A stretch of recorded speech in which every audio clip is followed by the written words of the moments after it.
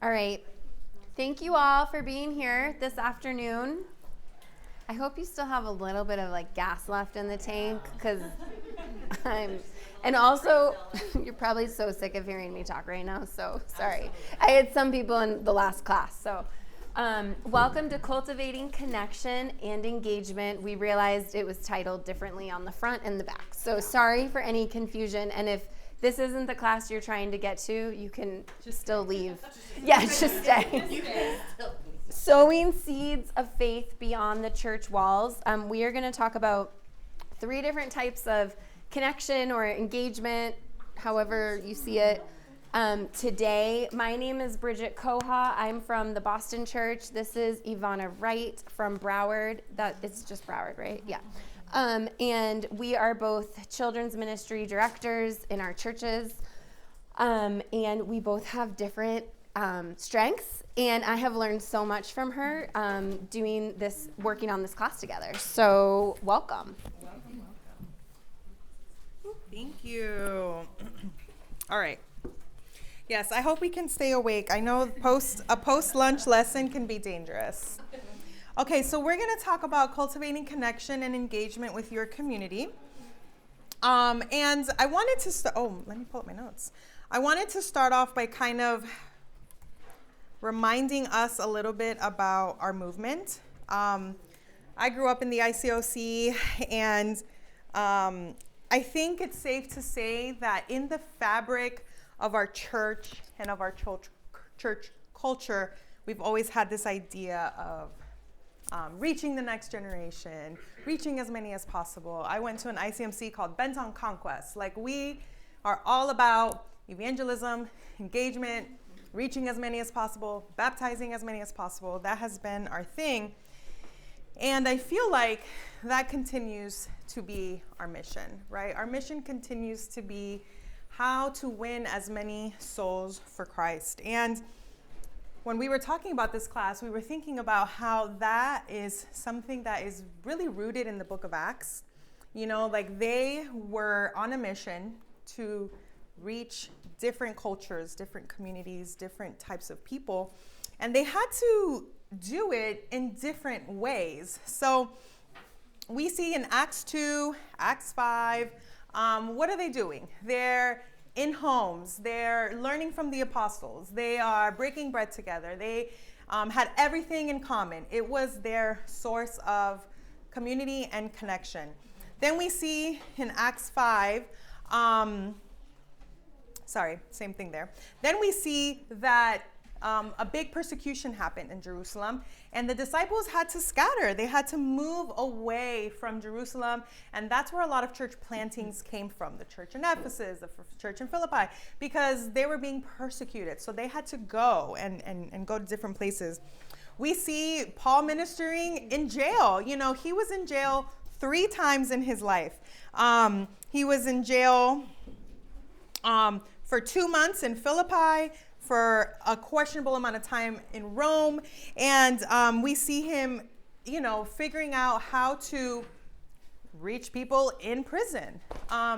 We see him in Athens with a very Greek culture, learn to share the message with them. So this idea of sharing the gospel message is something we're very used to.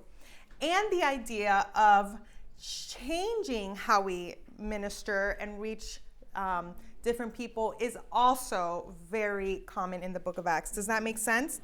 So we're going to talk about the different ways that we can reach our community. Mm-hmm. So we're going to talk about digital community. We're going to talk about your Sunday in the building community, and then we're going to talk about community through family engagement and special events. Mm-hmm. I have been working with families since I was 23 years old.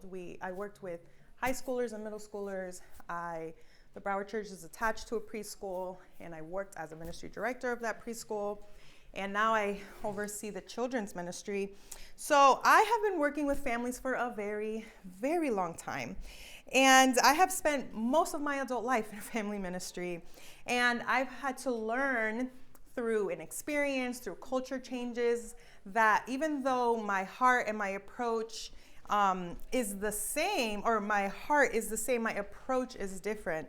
And I think we really found that out post-COVID. Yes. You know, COVID hit. I don't know where you guys were. I was was working at the preschool. It was a Friday night. I left work. I'm with my daughter, and me and Demita, the other director, were like, "All right, so see you Monday." And she was like, "All right, see you Monday." I go home. I live 3 miles from the building, and I get a call from Tony. And he's like, "We're closing the school down, and we're doing online church." So I had to go back to the school, write letters to parents, and it was from that point on very much week by week, month by month. What are we going to do? What are we going to do with our kids? And a lot of us had to pivot how we reached our teens, how we reached Kingdom Kids, and we had to do videos and online things and online sermons, and we were like, are we ready for this? But now that COVID is 5 years away, we realize that there has been a big change in engagement, right? When we opened our doors back in, we were ready to receive all the people that missed our building. And we quickly found out that people were not as eager to come back in person. So post-COVID, we find ourselves with a new culture, a new ministry, new families, and we are learning to adapt, right? So I want to ask us a couple of questions as we're thinking about the new culture. Yeah. What is the culture around your church or your building like right now? Where do you live? What demographic is consistently walking through your doors? How are visitors first connecting with us? And what is culturally significant right now? And the reason that I want to talk about this is because we're going to share a lot of things that we do, a lot of practicals, but our church is different than your church. Yeah. Your church is different from our church. And I think at the core of what we want to communicate is that the culture in the city where you are is going to impact and should impact the things that you guys do. So it's not about copying what we're doing or what we see, but it's really about thinking about your people. Yeah. So when I started working with Kingdom Kids, I went on this website. It's called Data USA. And basically you can put the zip code of where you live or your church, and it will give you all of these statistics, the demographics, the income level, who has degrees, the level of degrees, the ages. I mean, so much information is out there. And the reason I did this is because I wanted to do 500 million things, but I couldn't. So I had to say to myself, okay, what is going to produce the most impact for the people around me? So this is what I learned about my community. I live in Davie, our church is in Davie, Florida. It's a town just west of Fort Lauderdale, and we're sandwiched between two big family neighborhoods. So it's like Davie, family neighborhood, Cooper City, family neighborhood, Plantation, family neighborhood. So that means that our location naturally connects us to families. We live in a place where most parents are engaged. Most parents or most households have both parents living in the house and or grandparents. So very family focused. Children are a big part of the rhythm of our neighborhoods. A lot of the three neighborhoods that are around us are very socioeconomically, the middle class or upper middle class level. That was important for me to know. And they're very service minded. Another thing that was different for us now, as I'm thinking about our church, is that our church is connected to a school. So we had another layer to think through. So as I'm thinking about my community and as we're thinking about engaging our community, it's important to know who is our community, right? You might meet in a hotel in downtown. So the way that you think about your church might be different.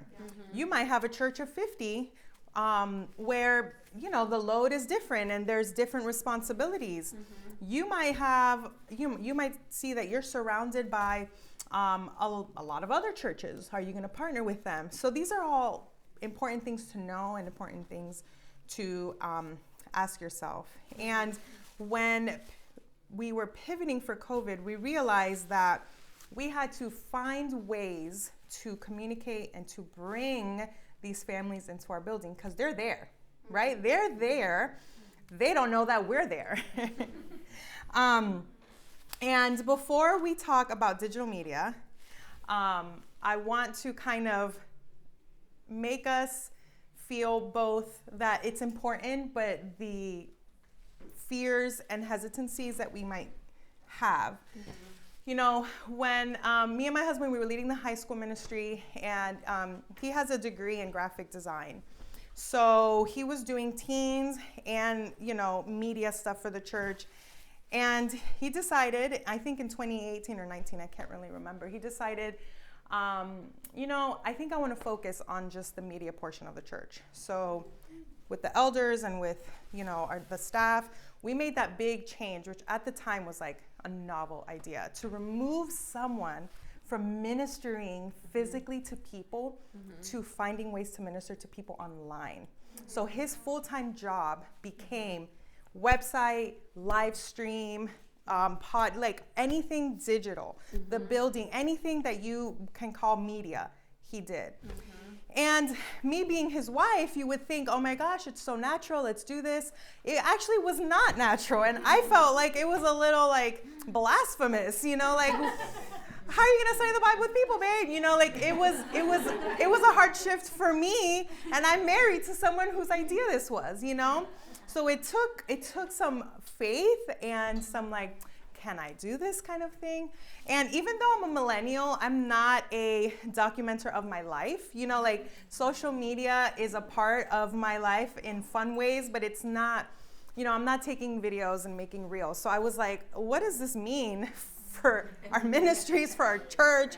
How am I gonna do this? So I understand the idea that digital media and digital engagement might feel overwhelming and honestly sometimes unattainable. So I get it and I hear you, and I was there and I continue to be there. And for all transparency's sake, I will show you our Instagram page, our Kingdom Kids Instagram page, just so that we can see what we're working with. I don't want you guys to think that, oh, Ivana's children's ministry page is like the best thing ever. I'm gonna show it to you guys and we're gonna work on this together, right? So when we talk about cultivating connection, and we're gonna, talk about media and digital media, I wanna kind of get us into this mind frame. The word media means the middle ground and the channels and tools used to communicate, store, and deliver information. So media is just the way that you deliver what you already have. So we're going to talk about media, not just the digital, but just in how are you using everything you have to communicate a story to the people in your neighborhood. Does that make sense? Yeah. And we may not think that digital media is a way to connect with our community, but it actually is. I shared this yesterday with the children's ministry, but 80% of visitors have already engaged with your church digitally. Wow. Like, you have to be convinced of that. That is statistic. Like, that is just the truth. Yeah. It's not like a convincing point. It has been proven, right? Not through my research. So they have 80% of your visitors have seen your website. They have seen your social media. They have heard your sermons before they even walk into your door. When I was growing up, we evangelized through something called cold contact. Oh, yeah. Do you guys remember what that was? Right? You would, and I remember being a little child, we're going to go to the mall today, and we're going to invite people to church, and here's your church cards, and we would go up to random people, and we would give them a church card, and we would say, come to church. And sometimes, if you were radical enough, you would knock on people's doors. Okay? All those things I did. Well, does that work now? No. Our culture is changing, so we have to change with them, and that including digital media. So when someone searches for your church, what story does your digital presence tell before they ever walk in? What story are you telling? Does your online presence reflect your church's current culture or an older version of it? Would a young family, new believer, or seeker feel invited by what they see online? What emotions do your photos, colors, and posts communicate? So we're going to talk about media thoughtfulness, because that's essentially what it is when you're trying to engage with your community. It's thoughtfulness about what you are communicating, which goes back to why you need to know your community. You need to know what's important for them. You need to know what is in the area. And that will take some research, planning, thinking through for your end, so that you're not just, posting and feeling discouraged by what you're getting back. So digital presence isn't secondary. It's not the thing you think about last. It is part and should be part of our discipleship strategy. And it's really how we show our heart to the world before they ever sit in our auditorium. There's a couple. They are our best friends now, and I love them so much. Their names are Fernando and Joanna Cuellar. And they had moved from California, and they were looking for a church. And what did they do? Churches near me. And a bunch of churches, popped up, and some churches with better websites and better Instagrams, and some not as nice, but they visited these churches. And they came to the Broward Church, and they loved the sermon. They didn't meet anyone. They came late, left early, but they continued to research us. So one day they heard during the live stream, if you want to get connected, join a community group. So I don't know if this has ever happened to you, but if you ever publicize something, you should be ready to receive that, right? Scan this QR code, join a community group. So guess what? They scanned the QR code, found a community group, and they found 2 in their area. They forgot the first couple, thank God. They called them and they were like, what? Yeah, okay, bye. They were looking for a group, and the person that responded was not very warm. Then they called my husband, and they're like, hey, are you in the Broward Church? Yeah, who's this? Oh, we're looking for a group. We just moved from LA. Oh, yeah, come. This is the address. And they came out, studied the Bible, and they were baptized a week before COVID hit. Wow. And the reason that we feel like, thank you, Jesus, that we had all these things in place is because he is a digital mixer. Yeah. So he helped us a ton. And I always, we always talk about thank you so much for coming into this church, Jesus, because we needed so much help, and he was getting those people prepared for us, and we didn't even have to invite him. Yeah. He just came on our website. So I want us to think about, is your online presence drawing in the culture, or is it hard to find? Are you hard to find? Is your information relevant to what's going on? So we're going to talk about thoughtful media. It's not just about constant noise. It's about the story that you're creating. You can post a ton of things and have no traction because it doesn't speak to what you do. So we're going to do a little exercise on how what you post creates a story, and why I think it's important that we think about this. So this is an Instagram channel called Kid Ministry Life. I'm sorry if you can't see this. So I just took a screenshot of their grid. What would you say is the purpose of their Instagram page? Tell me. They have lots of events to go to. Okay. So it's hard to see, but let me tell you. So this one says, if you want to reach young families, you need this in your church, and it's a funny video. Tuesday toddlers, this is ministry beyond Sundays, and then it's like an activity. Christmas resource for families. Kid leaders, this is the resource your volunteers will thank you for. So this is because preschoolers learn best when they play hands-on activities. So what would you say is the goal of this Instagram page? I think it's just informative. Like, how do you inform the people on how to keep Jesus in their kids' lives? Yeah, this channel or this Instagram handle is all about giving ministry leaders tools. Look at this game. Look at this principle. Look at this fun, thing we did. Like, you can see from their posts that next gen leaders, you must hear this. Who are they communicating to? Not families, children leaders, right? So you're like, oh, this is where I go to do that, right? So that's the purpose of this. Resources, tips for ministry leaders and organizers. Thank you so much. What about this one? This is a church page that I follow. It's called Saddleback Kids. You guys might follow them. What do you feel? What do you see as important? So we have Toddler Rock Returns, Saturdays are for church, Kids Christmas Choir, Bold Faith, Toddlers on the Farm. What are we feeling when we look at this page? Lots of events. Lots of things to come to. Look at all the fun we're having. You see this and you're like, wow, look at this. You might not see this, but they're about to walk into a cloud of bubbles. Yeah. You're like, I want to be there. Yes. This is fun. Let me not miss this. That's their thing. Not a lot of pictures of their kids, even though you do see some, but their highlight is their amazing events. You're like, if I want to have an event, I'm going to go here, you know? What about this one? This one's Highlands Kids. What would you say is their thing? This one is October 1st, Wednesday. This is a picture of their ministry. Scripture. This is a picture of their events. Scripture, community, Fear Not Worship playlist, volunteers. Like they're highlighting who they are, right? They're highlighting, look, we want to partner with our families. We want to give you some stuff. So parent tips, and then you get a glimpse into their church, right? So you kind of see that. It's obvious they like the color blue, you know, like this is very thoughtful of them, right? All right, this is ours. No judgment, I'm just kidding. This is our Instagram page. You see our kids. This is actually my son, he's so cute.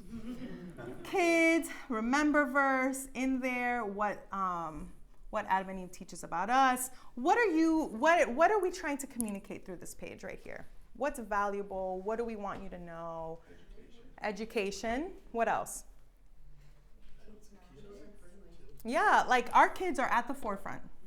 We want you to know the faces of our kids, of our teachers. We give out things for families. Like we're trying to get a glimpse into what we do on Sunday. So these are examples of what it means to have media thoughtfulness. It's not just about posting. It's about considering what your community is, what you can handle, and what you want to communicate. So that might mean posting every single day. I hope not, because that's very exhausting. But it might mean, okay, we're going to do a bunch of interviews, or we're going to do all the memory scriptures. You have to think through that. Now, if you're kind of like, I don't even know where to start. Like, Ivana, how the heck did you do this? Like, I don't even know. These are all the resources. These are some of the resources that I use. This Planoly helps you organize your grid so you get to see it before you post it. If you're like, is this going with our color scheme? Do I like this? This will help you. This is called InShot, and this is a video editor. So you can edit all of your videos through this. It's called InShot, and you can do this on, all of these you can do on your iPhone or on your phone. Canva, guys, I use Canva all the time. Literally, all the time. They have any template you can ever think of. And I don't know if you guys know this, but I recently found this out and I was like, wow, thank you, Jesus. They have a search bar and you can put in exactly what you need. I am doing a memory verse and I need some words taken out. Give me templates, and it'll give you some templates. You know, you can tell it what you need and it'll give you some. Pinterest. Sometimes I'm like, wow, I had this issue recently where I was doing a chapel for the kids in the preschool, and the topic was the bleeding woman. And I'm like, what are my 3-year-olds gonna walk away with the bleeding woman, you know? I was given it, so I had to do it. I went on Pinterest. I'm like, give me some ideas, you know, like this is full of posting ideas, things to do. If you're like, wow, I didn't get any pictures of my kids this week, go on Pinterest and say, you know, non-face, scheduling things. And then I use ChatGPT. And I just want to do a little asterisk for ChatGPT because I know that AI is, yes, we're like, oh, I'm scared or too much or not enough. I do use ChatGPT, and if you want to know some of the prompts I give it, you can see me offline. But these are my rules, and we've talked about ChatGPT as a staff in Broward. How are we going to use ChatGPT? These are the rules that we came up with. So we don't ask ChatGPT to come up with any biblical doctrine content. So we don't say, hey, I'm doing a lesson on the bleeding woman. Can you write me a lesson? That's what we have decided we're not going to do. You guys can figure that out. How we are going to use it is, this is how I use it. The next 12 weeks, these are the lessons that we're doing in Kingdom Kids. I need you to give me 5 crafts. And it'll give you 5 crafts. It'll tell you all the materials. And all you have to do is figure out how you're going to tweak it and delegate it, right? So I use ChatGPT like a second class assistant, right? You're not going to know all the details, but you're going to know some, and you're going to help me. So I do use ChatGPT, and if you want prompts or anything like that, I can definitely help offline. But these are the main ones that I use to kind of make my life easier, because they do a lot of templates for you. But you still have to kind of think through your own community, neighborhood, whatever is around your area, to know what is going to draw the people in. So now Bridget's going to talk a little bit about like hands-on community engagement. Thank you.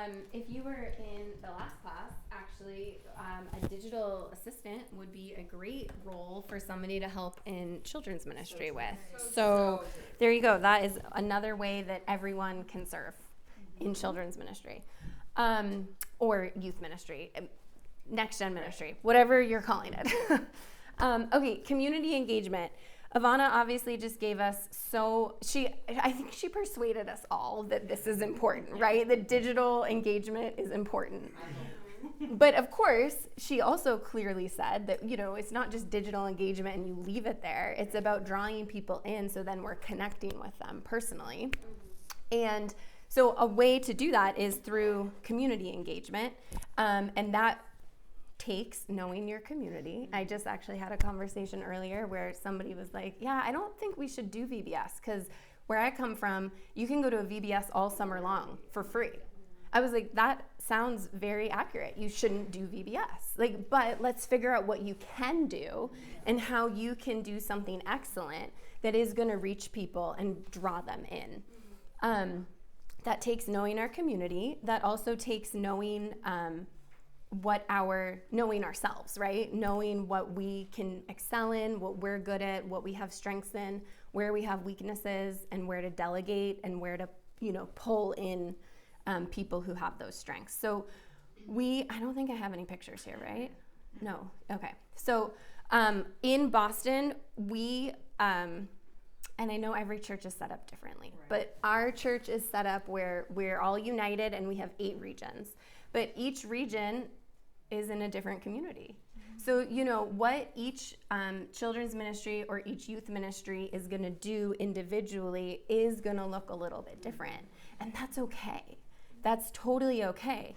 But one thing, and I shared about it a little bit last night, VBS, is that we love to come together for congregational events.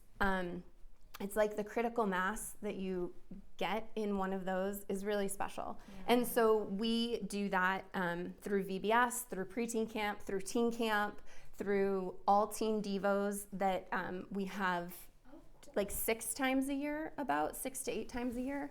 And they have a teen winter retreat that is congregational. So there's a few different congregational things that are scattered throughout the year. So one thing that I would suggest, and we have a list that we're going to figure out how to share. We crowdsourced a bunch of community events that our whole children's ministry task force does. So it's from all over the country. There's bonfires, there's volleyball games, there's s'mores nights, there's, it's really knowing your community and knowing what is going to pull people in. And I really think also planning a calendar. If you don't already think on a year, I would encourage you to think in a year to see how everything ties together and how it works together and how you do this one thing that leads to the next thing. And you have Easter. What do you have after Easter to follow up? We have our VBS. This was literally God like putting it on all of our hearts. The week that we picked to do VBS, we had done it in July a bunch of times. And then after 2 years, we realized, no, we have to do it in June, the week after school gets out. We get out late in New England. And so we were like, we have to do it this week because that's when we capture the most families. They haven't gone on vacation yet. That's when we have captured the most volunteers. And last year and this year, we had over 100 kids at VBS each week. And we were like, holy smokes, this is our week. We can't not do it any other week is like not worth, it's worth the effort for those who are here. But you know what I mean? Like you figure out. And then we realized this year, okay, doing it this week, because we started to notice all of our teens and our preteens were like texting and hanging out and doing all this stuff all summer long before they go to camp in August, then when they have preteen camp and teen camp. And we were like, wait guys, that like solved, like a relational problem too. Like they're all connected when the summer starts. And so they go into camp with relationships. Mm-hmm. So I think that when you think through your schedule, your calendar, both internally, like events that are for church members and then events that are for other people. Because of course we have probably a cadence of both, right? Although I do believe every event should be for everyone. So like it may be geared towards your members, but I never think an event should be like filled with so much lingo. You need, an acronym sheet to know what is happening. That doesn't include people. That doesn't welcome people in. But I think if you have a cadence of events that are more member focused and then that are more outreach focused. One really important thing though, if you are gonna plan events, community events, really any event, but community events, you really have to make sure that your volunteers who are there know what the goal is.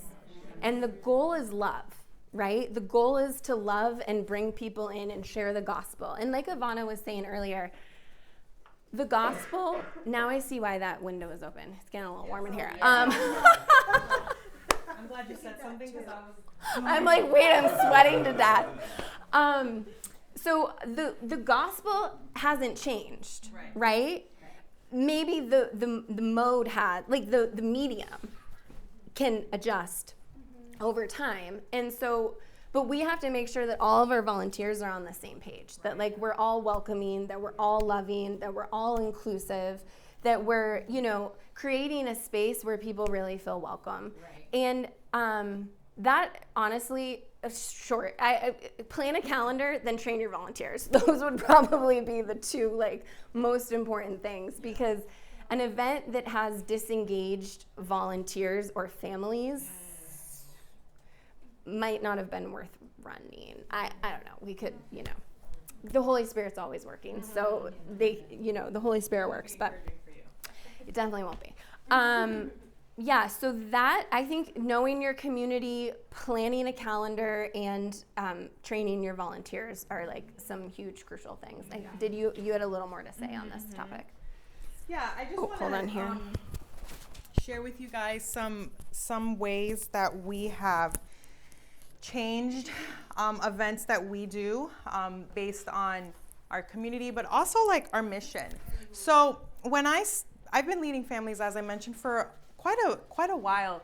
And one thing I noticed is, I don't know if you guys have this problem where you're from, but where I'm from, I was like, wow, I feel like our events are becoming a drop-off ministry. Mm-hmm. I'm gonna drop my kids off at Kingdom Kids, you're gonna return a Christian. I'm dropping my kids off with the teen event, they're gonna come back a Christian. And me and my husband were like, I don't understand what's happening here. And I realized that when you plan events, you have to think, okay, what is my goal? Yeah. Why am I planning this? Mm-hmm. What do I want to get my church to, my ministry to? And I think that should really drive the kind of events that you do. Yeah. So I personally as I think about Kingdom Kids, but even when we were leading the teens with our elders, we wanted to move away from drop-off ministry. Like, we wanted to communicate in multiple ways that we're doing this because this is an addition and a supplement, but your responsibility is their spiritual formation. So I'm going to tell you some ways that I try to accomplish that in Kingdom Kids. So every single time that I have an event in Broward, I send home a resource page. So whether it's Easter or Fall Festival, I'm planning our Fall Festival right now, family fun night, sometimes even after church on Sunday, I will send home a resource because I want them to be like, what is this? Oh yeah, maybe I should be doing this at home with my kids. I want that reminder. During COVID, we did a ton of videos. They're on our YouTube page. After every single video, I made it a necessity. When you're with your parents, make sure you do these two things. Later on, when you're with your family, you do these two things. Grab your grown-ups and do these two things. It's not just a fun thing.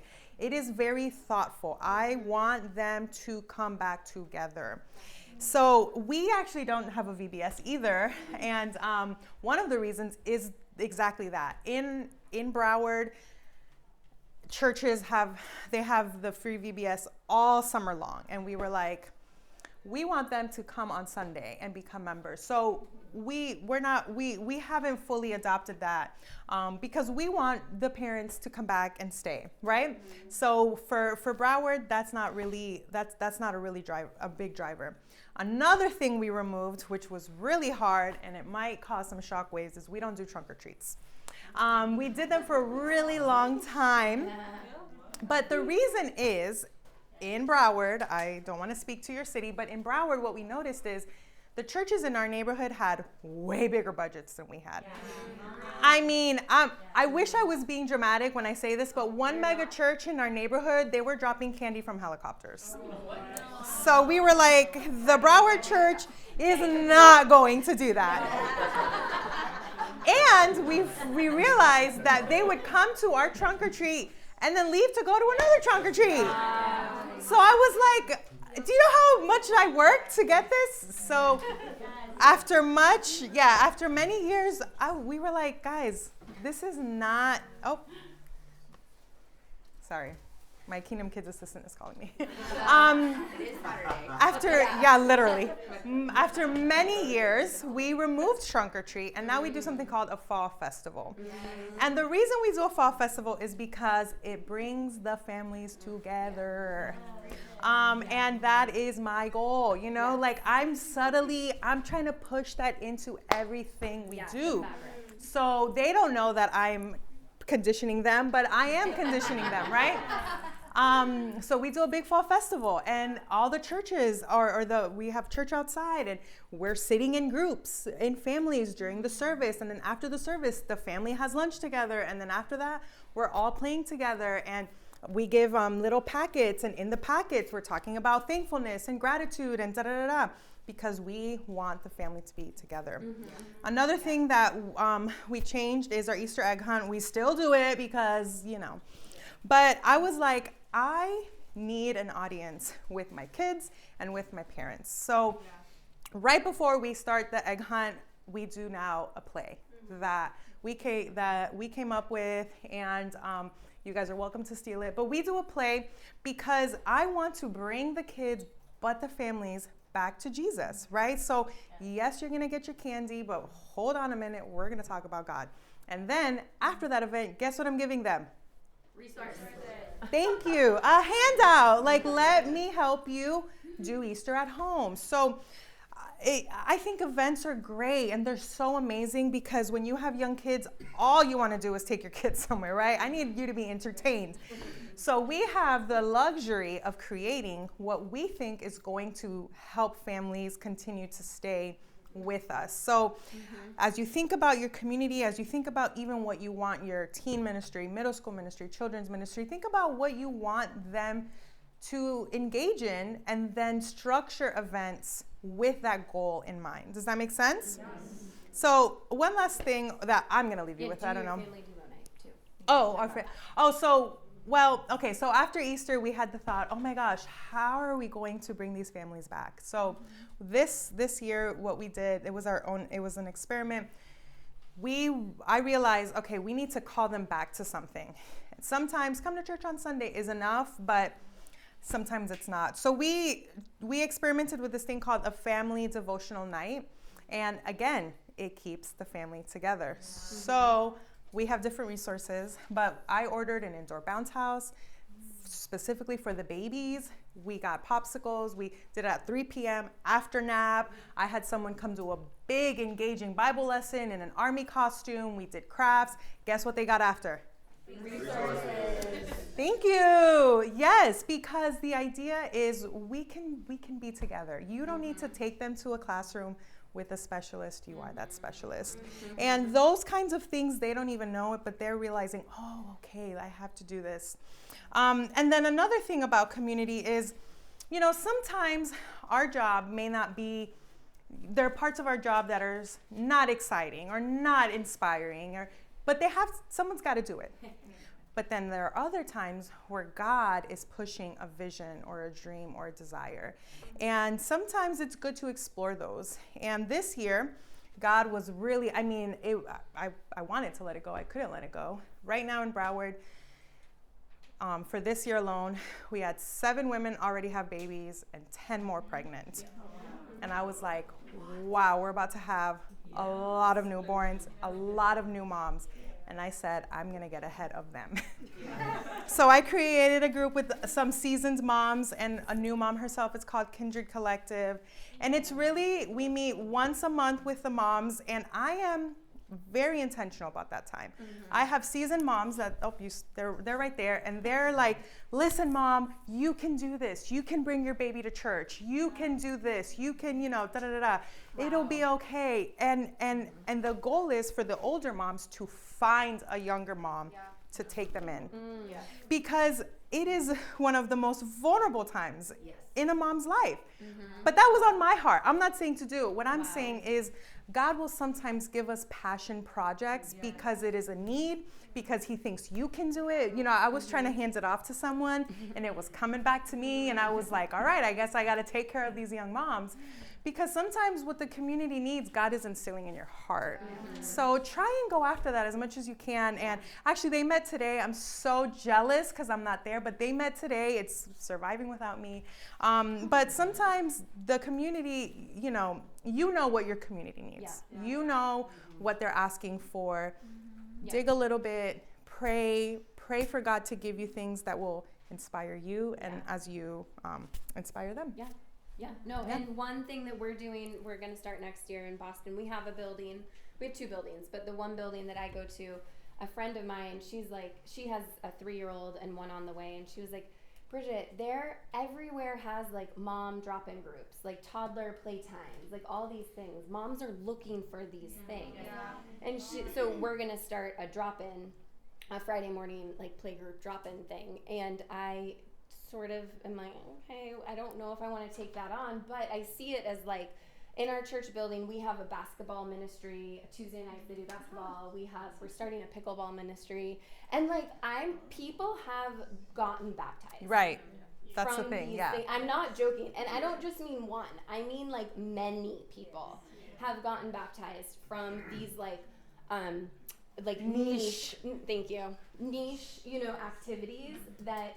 And I don't do the basketball. I don't do the pickleball. Like, there are people who are passionate about those things. Why are you all laughing? And but my friend is like, this is what I want to do. And I'm like, okay, I guess it does fit into this sort of like niche mentality. And anyway, so yeah, it's like, do these things, know your demographic, know your community, and listen to the Holy Spirit. Amen. So we actually do. How are we going to get this list? So I said this at my last class. I have a bunch of resources that I've created. They're free for you. You can email me if you want them, and I will send you the list that the women came up with. My email is ivana679. Can we write it? I know, right? Maybe I should use my Broward Church email, Mary. Instead of your personal? Yeah. Probably. Okay. IVANA, Ivana, at browardchurch.org. What, is that a different one then? Yes, that's my work email that I should be using. Yeah, she should. Is it a couple At, No, 6, 7. nope. No. You. I know. The at browardchurch.org. Sorry, I was giving you guys my personal email, but Yeah. Mary's here and she would want me to use my work email. Yes. Broward Church, BROWARD, church. Are you sure? Oh, it is .org. Yes. Yeah, right. I'm so sorry. I was like, wait a minute. I mean, This is it, right? Yep. Browardchurch.org. Thank you for sending that. so if you email, I will send you the list of events that all of the children's ministry women came up with that we already do. And then Yeah. we- all over the country. all over. And So- then if you need any resources that I have, I will gladly give out. So now we have time for questions. We can do a little question and response. We do, because we use Dig In, so they kind of like provide like a resource page, which Yeah. Kristen edits for us and like puts our Spotify playlist QR code on there. So, Love that.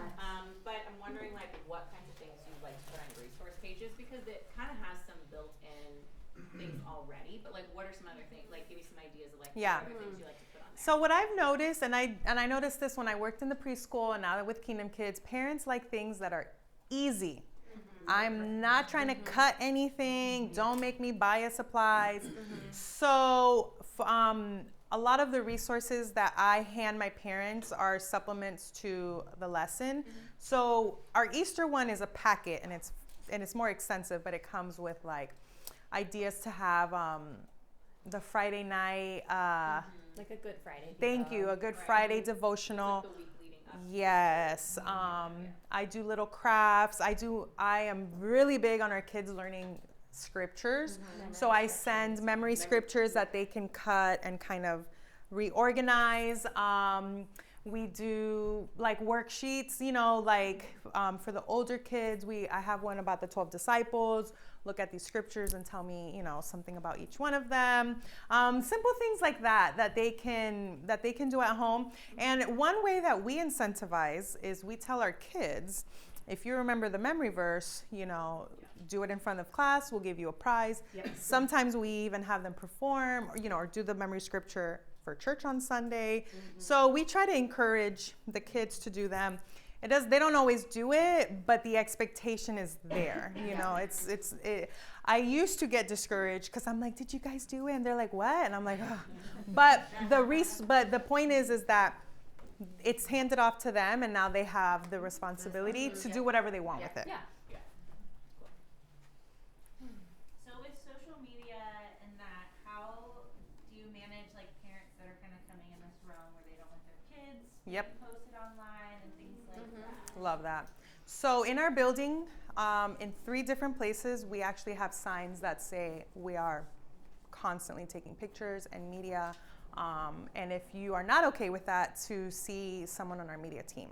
So the expectation, and it's right when you walk, so it's in our 3 main entry points so that you see it. And we've learned by Florida laws that that's all you need, right? So you need to let them know they're going to be recorded. And with kids, it is a little bit different. But I have a list of parents who do not want their kids recorded. So I tell the people on my team, first off, I approve everything that goes on anyways. But I tell the people on my team, please do not take a face picture of this child, this child, this child. But our parents know. And then there are sometimes parents that have not told me, but I'm like, sometimes you can be particular. I will show them the post before. And most of the time they're like, oh my gosh, that's so cute. Yes. But I try to do that. Yeah. But we do have in our building, we do have that as a precursor. We're going to take pictures and videos all throughout. So I also like back pictures or action pictures are great. They don't like that conveys the message. Yeah. Of, like we're kid friendly. Yep. And here they are moving. You know what I mean? So I don't think it's not a reason to not do it if nobody wants their face yeah. online. Yeah.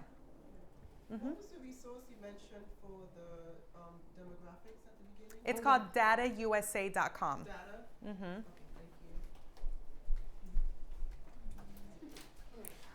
Okay, thank you. Thank you. Any other questions, thoughts, concerns?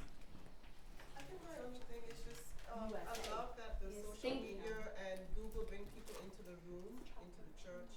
The thing is, how do you then engage with them after? Because we have people walking off the street from, church near me, and they just come, but then they don't come back. Yeah.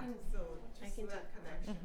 I think that goes to training your volunteers and training people. Like every time I see a new face, I go up and in my children's ministry, not in the sanctuary. That would be all day long, right? No, in my children's ministry, I'm introducing myself. I'm asking how they came. You make a connection point. So I think that it's like the whole point. You have the digital. I'll hold it. Oh, thank you. You have the digital engagement, but if you're not bridging it, Right. then it's either going to take a long time or it's for naught or whatever. So I really do think it goes to training people to know that, like, if you see a new face, and that's what I tell all my coordinators. I'm like you have to make the connection with each person, and if you don't know them, that's on you to find out who they are, not to expect them to tell you. So, and I'm not saying that's what you're doing, and you're not going to keep every person still even that way, but at least you've made the connection. That's what I would say. Yeah, we use we have an online check-in system. Yeah. So the benefit to that for us is that anyone that's new, we have your phone number and we have your email address. So I send a personalized text every Wednesday for every new person that came into our building. Yeah. I just thought of another resource. Sorry, I do this yearly, but our curriculum is breaking up into 12 weeks. So every quarter I give out family car tags, because where do families have the most conversations? In the car. So it's a car tag that they can just put on their rearview mirror, and it tells you every lesson we're going to do that quarter, our memory scriptures, and open-ended engagement questions they can have in the car. I was just going to say, if you don't use digital check-in, there is still a way to capture that info. Like, if you're getting the cell phone on a sign-in sheet, you can still text them. Like, you don't have to have digital check-in to get their cell phone number to then text them. So, yeah, you can, think about ways to gather the info that you need to make those connection points. Yeah, so for our church is relatively small, and there are a lot more, I don't know if mega church is the right term, but there are a lot of bigger churches in the area that have very well established children's ministry resources online.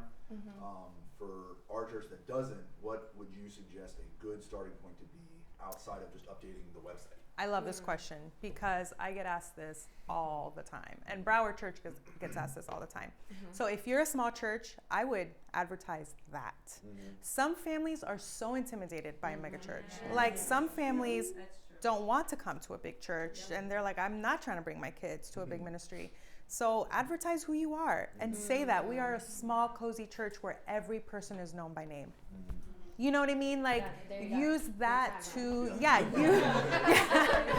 use that as your advantage, because that is what you are. So you want to, it's really reframing what you are, you know? So if you're a smaller church, highlight that, highlight that it's smaller, it's intimate, it's personal, it's one-on-one, it's, you know what I mean? And the people that want that are going to find it, and they're going to love that. Yeah. Thank you. All right. I think he was also asking, you said, aside from updating the website, did you recommend Instagram, Facebook? Oh. What do you recommend? Yeah, just like if outside of just updating the website, I mean, what would it be helpful? Small church.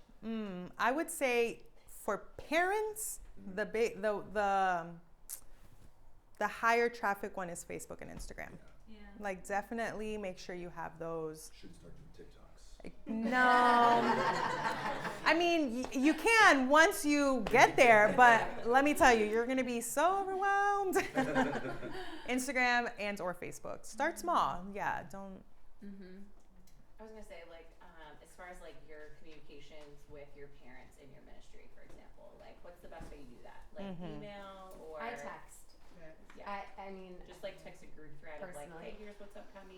Sometimes I text a group thread if it's simple, like enough, just straightforward. If I need any sort of response or am like really wanting people to do something, I text couples together and I just do that. Yeah. And again, I reread all my texts to make sure I don't have the wrong person's name on anything.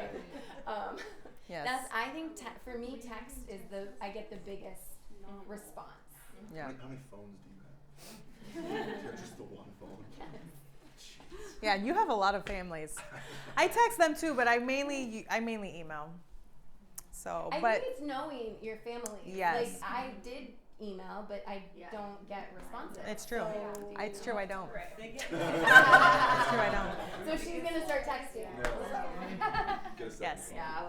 I'm sure you do this too, but like every Sunday, I am in check-in, check-out every Sunday. Yes. Every Yes. single Sunday. Hi, how are you? It's like my favorite place. Yeah. I love it. I go But to not all everybody my else, classrooms. I talk to all my teachers. Like I am going to say hello to every Yeah. person. Yep. Yep. So my other question with that, so am I. so like when you get into service, do you rotate yourself in and out? Yeah. Kind of unrelated to this topic. Yeah. Yeah. Shop talk now. Yeah. I just had this conversation with Tony because he recently found out that I actually am almost never in service, and he was like, "Girl."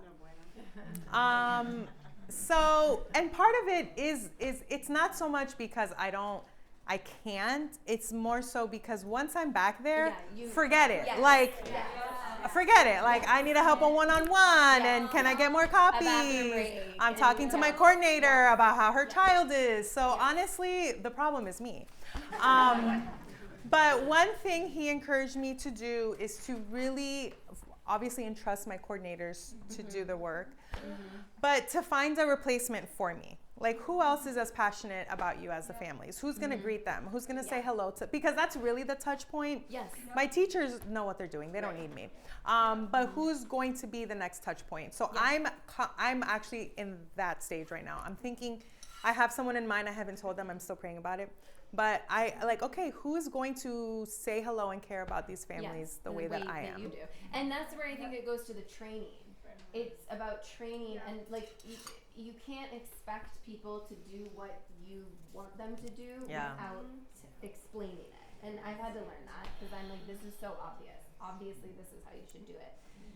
No. Not actually accurate. Like we all, and they bring their own awesome stuff to the table that I learn from. Right. But like, we need to make sure that if you want to have a welcoming, inclusive environment, you have to train that and teach that and model that. So For sure. yeah. Agree. All right, guys. Well, thank you. Yes. You're free to go. We have a main session. You guys do awesome work, and I love you guys. Yes, thank you.